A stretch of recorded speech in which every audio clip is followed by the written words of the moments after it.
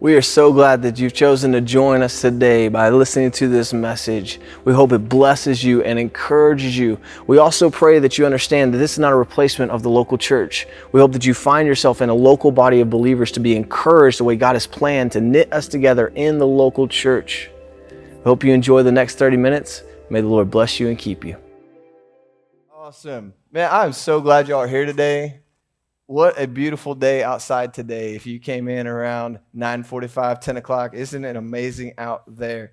Today I had the most interesting thought. It's like, man, when the weather gets beautiful, church attendance shrinks because we want to go be outside. And then I think through things, I try to think through things biblically and then theologically, and then I think about Romans 1. And Romans 1 says, be careful. Some people started worshiping the creation instead of the creator.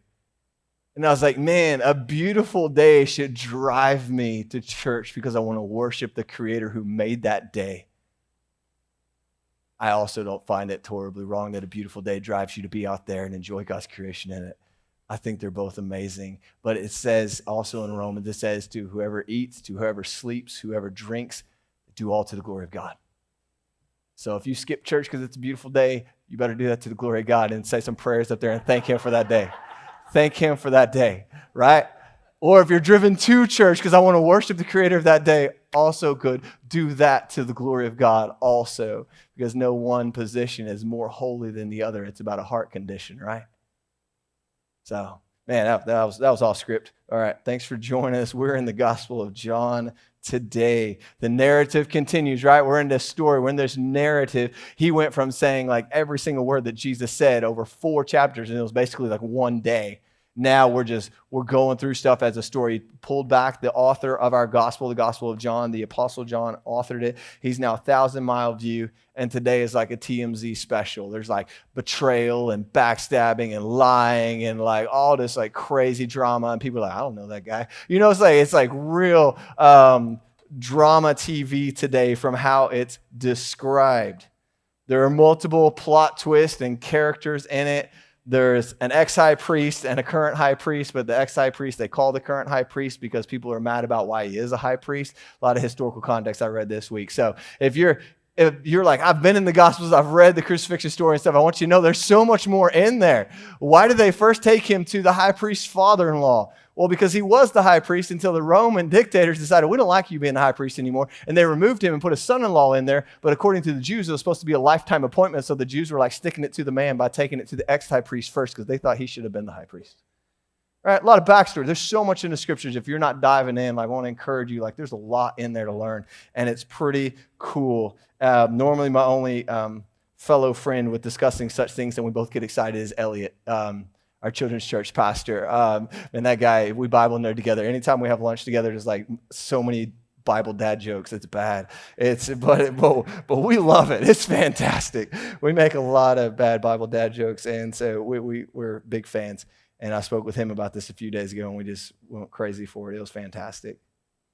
So there's Annas and Caiaphas, high priest, and the ex-high priest, however you want to look at that. There's the Roman authority. There's Pilate, right, who sentences Jesus. There's Barabbas. There's the disciple Peter, whom we know denied Jesus 3 times. It's already been prophesied in earlier in John, so we know it's going to come true. There's John.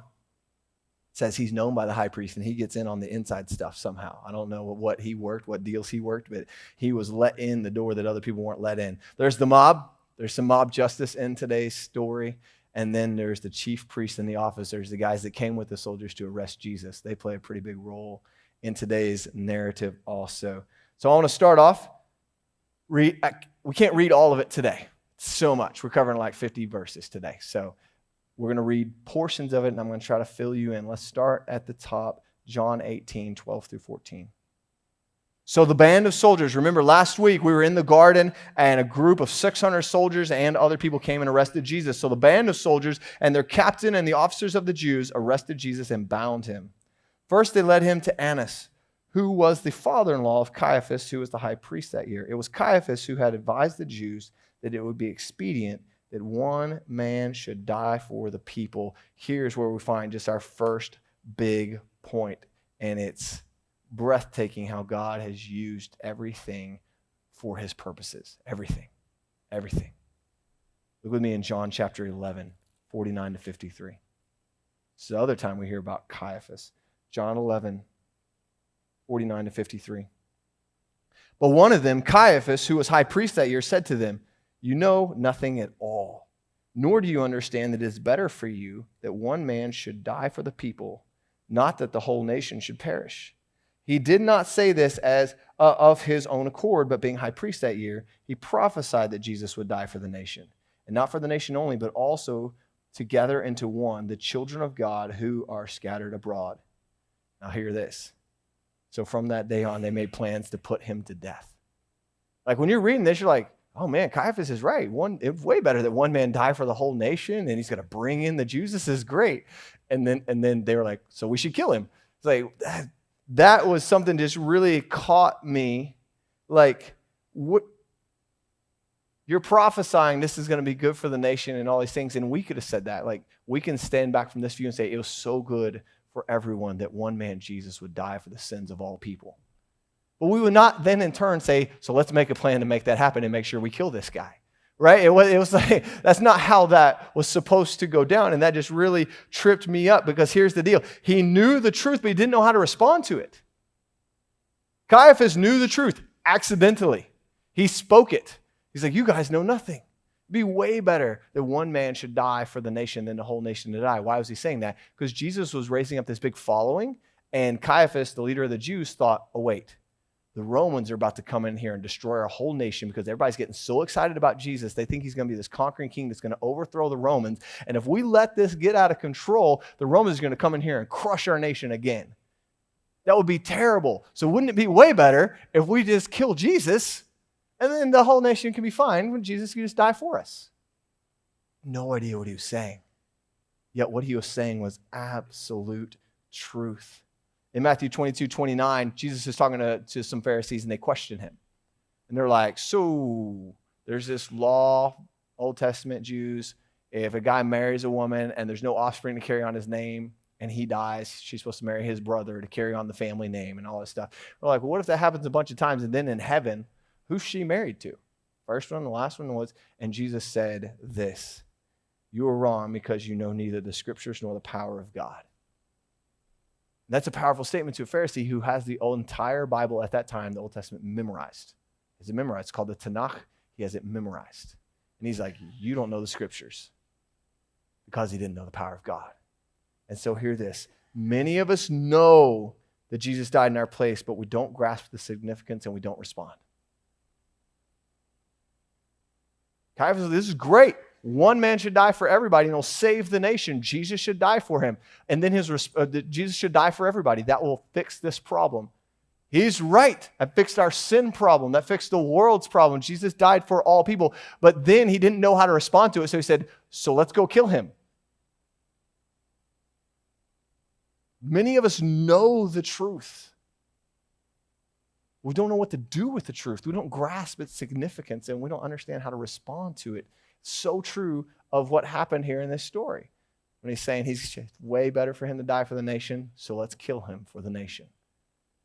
No, that's not how that was supposed to go. Being able to speak the truth is not God's ultimate goal for your life. I know in today's got 'em social media style and all everything, one of the worst things I ever heard, somebody complimented me by insulting somebody else. I said, well, you really say that about them? Oh, come on. And the husband that said it, his wife said, oh, it's okay. He meant it.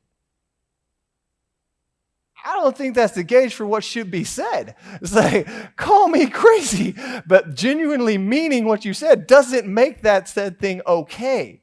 It is not God's goal for your life that you could speak truth. It's not his ultimate goal. It's that you would know the truth and that the truth would set you free.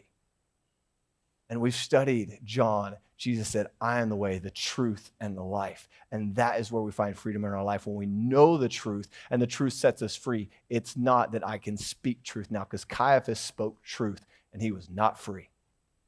And it was not good. He spoke the truth. So I just want to give that as a baseline for our conversations with people and our interactions online and stuff. God's ultimate goal for your life is not for you to speak the truth. It's for you to know the truth and be set free from it, set free by it. All right, the next portion of Scripture, you have John 18, 15 through 18. I'm not going to read it. This is Peter's first denial of Jesus.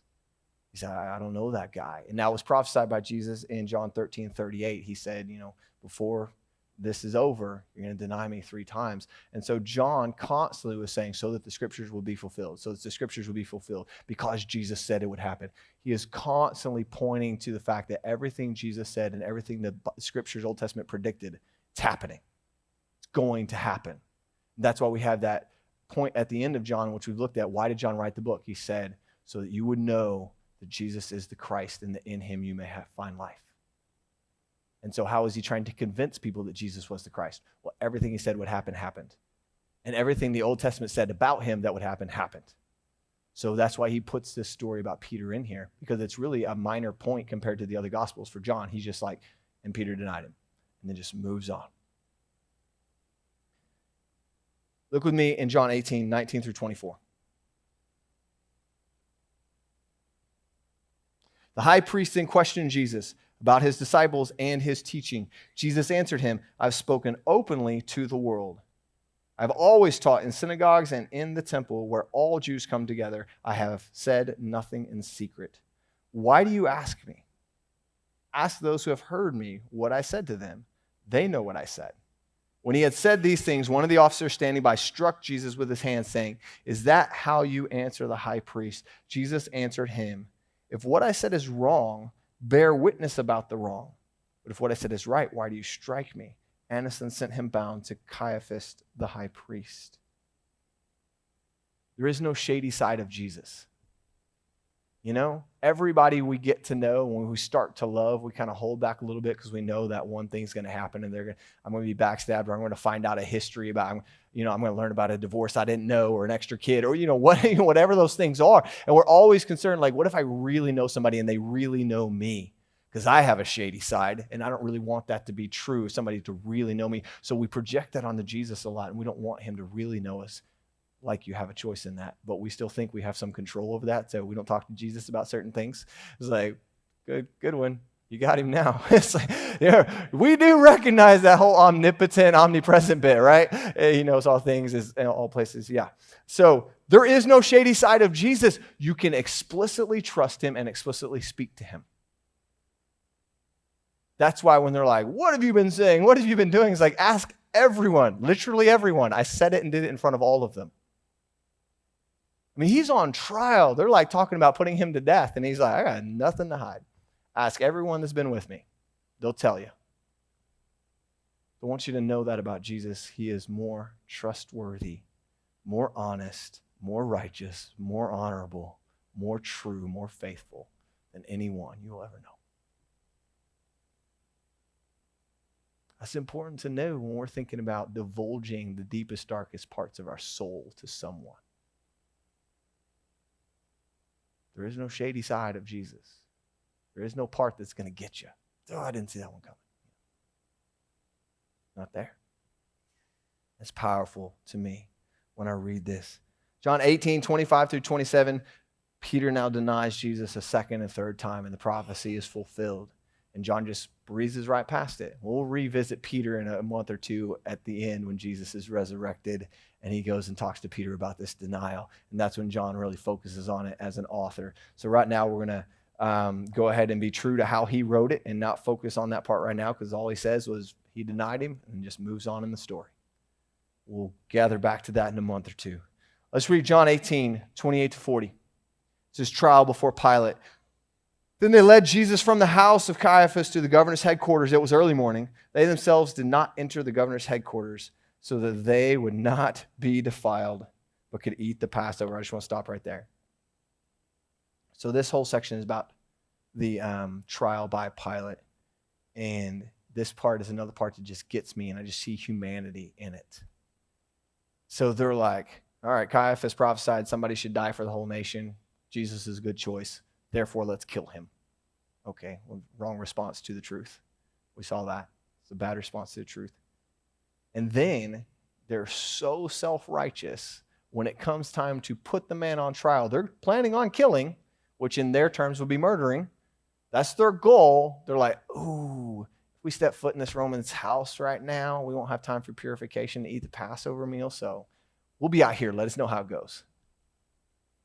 It's like, what a goofy thing to do, and what a human us thing to do, that we have this weird thing, and we said, oh, this one's on a pedestal over here. Like, like the amount of times I've been apologized to because somebody said a curse word, and I'm like, Jesus sees your personal life. He knows about the porn and the cheating. Like, he knows those things, and you're going to apologize to me because you said the D word in front of the pastor? Like, this is insane. And they're like, let's murder Jesus, but, ooh, don't step in his house. We might get defiled because it's a pagan. It's like, what? When you don't know the truth, we focus on the wrong things. It just stood out to me so much. We're not focused on Jesus, the truth, in line with Jesus and the truth. We'll get these weird we'll become this one topic warrior in the church, and like everything's going to be about this thing or whatever. It's like, what? They were being faithful Jews. Let's not defile ourselves by stepping in a Roman's house just before Passover. We can murder somebody. That's cool, but like, and it sounds insane to us, but it's not. It is us. So we've created our weird little codes, and we've pedestaled certain things over other things. Right? It's about Jesus and knowing the truth. Otherwise, we're going to do the wrong things, and we're focused on the wrong things. Period. It stood out to me so much this week. Look in verse 31. Verse 31, we get a little feel for Pilate. Pilate said to them, take him yourselves and judge him by your own law. The Jews said to him, it's not lawful for us to put anyone to death. Again, a really funny statement. We're not supposed to do this, so you do it for us. Goofy, but like we understand Pilate wanted nothing to do with this. He thought this below himself. He don't want any part of this. He said, take Jesus away. I don't want to deal with this. You deal with this. And so we're kind of understanding our characters here. Let's move forward. John 18:33-40. So Pilate entered his headquarters again and called Jesus and said to him, are you the king of the Jews? Jesus answered, do you say this of your own accord, or did others say it to you about me? Pilate answered, am I a Jew? Your own nation and the chief priests have delivered you over to me. What have you done? Jesus answered, my kingdom is not of this world. If my kingdom were of this world, my servants would be fighting that I might not be delivered over to the Jews. But my kingdom is not from the world. Then Pilate said to him, so you are a king? Jesus answered, you say that I am a king. For this purpose I was born, and for this purpose I have come into the world, to bear witness to the truth. Everyone who is of the truth listens to my voice. Pilate said to him, what is truth? And after he said this, he went back outside to the Jews and told them, I find no guilt in this man, but you have a custom that I should release one man for you at the Passover. So do you want me to release to you the king of the Jews? They cried out again, not this man, but Barabbas. Now, Barabbas was a robber. Verse 36 tells us that Jesus' heart was set on eternity. Jesus' heart was set on eternity. We've talked at length the last few weeks about how we're supposed to be made into the image of God's Son. We're supposed to be made into the image of Jesus. That is the goal of our spiritual walk in this life. So if Jesus' heart was set on eternity, our hearts should be set on eternity. I had a student one time that gave his life to vocational ministry, and he wanted to propose to his girlfriend, longtime girlfriend. She was raised with a lot of money. And he goes to dad, and he's like, I want to marry your daughter. It's like, what's the plan? How are you going to care for her? He's like, I'm going to be a youth pastor, then maybe one day a pastor. He's like, cool, what's plan B? And that makes sense if you only live here. That's how we've approached Christianity a lot of times. Jesus' heart was set on eternity only. Everything. I'm living for a purpose. I'm living for a will of the Father. I'm living for a kingdom that's not here right now. Everything was set on eternity. There isn't supposed to be a plan B. All eggs should be in one basket. As Paul said, if Christ is not raised and the dead are not raised, we Christians are of all people most to be pitied. Well, why would we be pitied? We've had a good life. We've had all the things everybody else had. Our life looks like everybody else's life. Big house, all the food, all the things. We're good. Why would we be pitied? Because Paul's idea of a Christian life sold out for Jesus, living for eternity only, looked radically different from society. So at the end of your life, if Jesus wasn't real and heaven wasn't real, you'd be like, man, really? You lived that way and got nothing back? When I hear that Jesus' heart was set on eternity only, it convicts me about where my heart is. All right, we got to keep moving. Lots of passages, running out of time. I hope we're holding on to these things. I'm not going to read this next section. I plan on reading it. It's long. I wanted you to hear this. Pilate, 3 different times, declared Jesus to be innocent. He declared Jesus' innocence 3 times. That was intentional for John and his Jewish writers. 3 was the sign of perfection and fullness, like 7 was. There's a lot of biblical numbers. God is a Trinity. 3 meant completeness. 3 times Jesus was innocent. Jesus was innocent. In 1838, he said, I find no guilt in him. In 1904, he says, see, I'm bringing him out to you that you may know that I find no guilt in him. No charge against Jesus will ever stick, ever. No charge against Jesus can hold up to honest scrutiny. The amount of people that have become Christians while pursuing how to disprove Jesus is astounding. Atheists that were super educated, like, that's it. I'm going to prove to the world it's not real. Came back and wrote Christian books, right? A Case for Christ. Lee Strobel. It's a great story. There's been many others. Because no charge against Jesus can be proven. It won't stand up to honest scrutiny. In John 19:12-16, Pilate caves into the Jews. It says he sat down on the judgment seat. This is his 3rd declaration of innocence. In Matthew, we don't hear it in John, but in Matthew, it says he sat down and he said, I wash my hands of this. You guys take care of this. This man was innocent, so I'm innocent of his blood. 3 times he said this. Now here's the thing. Pilate was right in John chapter 19, verse 14. Listen to what he said. Now it was the day of preparation of the Passover. It was about the 6th hour. He said to the Jews, behold your king. Again, we have an evil, bad character proclaiming truth about Jesus that they don't even know. As I spoke during worship, Philippians 2:10-11. At the name of Jesus, every knee will bow and every tongue confess that Jesus Christ is Lord to the glory of God the Father. Pilate said, here's your king. Admit it or not, Jesus is king. That is truth. Admit it or not, which I have a second statement to go with that. Your confirmation or denial of the truth has no effect on the truth. The truth is. The truth is a person. Truth is the words that he and God spoke through the scriptures. That is the truth. And your confirmation or denial of the truth has no effect on it. Now, in verse 16, the Jews are like, that's not our king. We have no king but Caesar, which is like the worst thing that a Jew could ever utter out of their mouth in that moment in time in history. Literally the worst thing. You couldn't say that.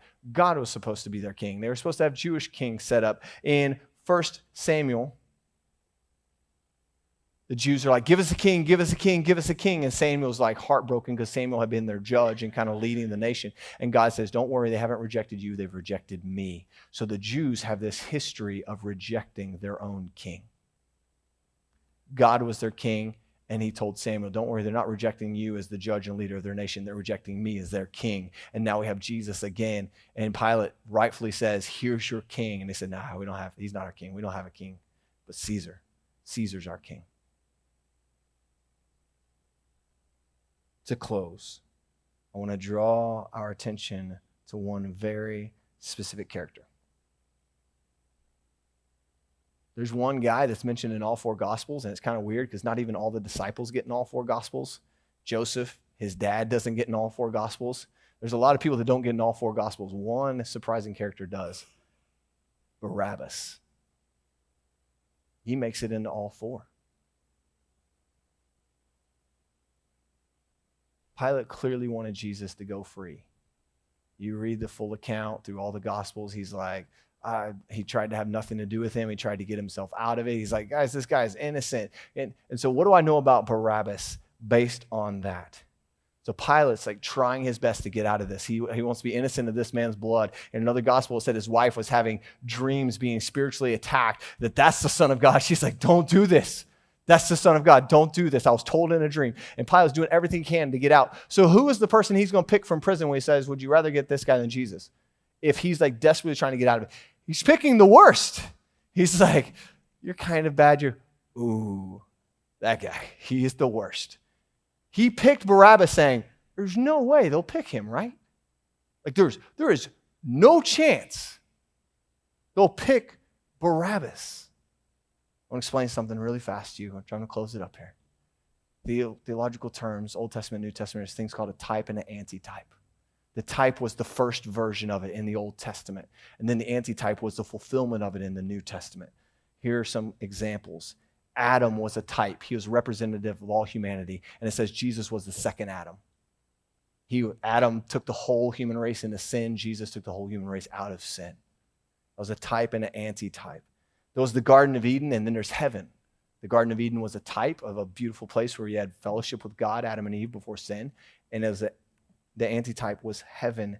You had King David. He was established eternally as the ruler of Israel, and Jesus was the antitype, the eternal ruler of Israel, the eternal king.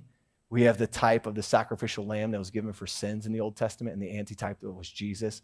Behold the Lamb of God who takes away the sins of the world. He is the fulfillment of all those little perfect, spotless lambs that were sacrificed for the sins of the nation. And then Jesus was the perfect, spotless Lamb of God, sacrificed for the sins of the nation. Barabbas is a type. We're the antitype. The guilty are set free and the innocent condemned. Which prisoner do you want me to pardon? Barabbas or Jesus, the so-called Christ? What should I do with Jesus? Crucify him! Nail him to a tree! What has he done wrong?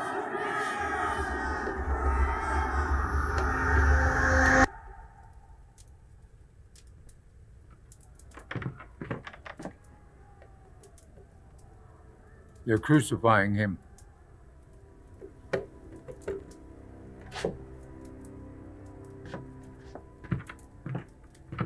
Barabbas. They're crucifying the man that took your place. I don't mean your place. I'm not saying you should be crucified.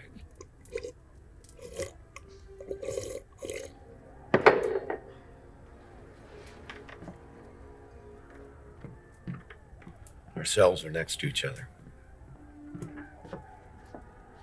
The crowd is picking up. We need to go. There was a hole in the wall between the cells. I could pull a piece out and see him. I saw everything. Barabbas. The Romans may have let you go, but they aren't going to let you live. They beat him. They cursed him. They spit on him. He never said a thing. He never fought back. Once we get out of town and find someone to treat your wounded... Did you see what they did to him? His back. That crown. Those thorns. At least it wasn't you. Why not? Why not me? Why him? I don't know. Why not? But if we're going to leave, we need to leave now. Stop! Stop talking! Just...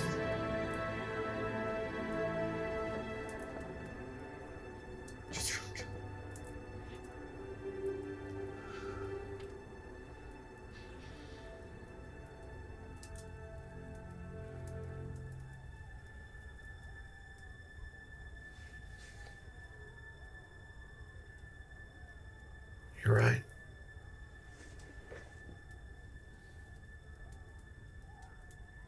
You're right. He took my place. He took my place. And this changes everything. I'm going to give you guys a moment to pray. Speak to the Lord about that and what that says to you in your heart.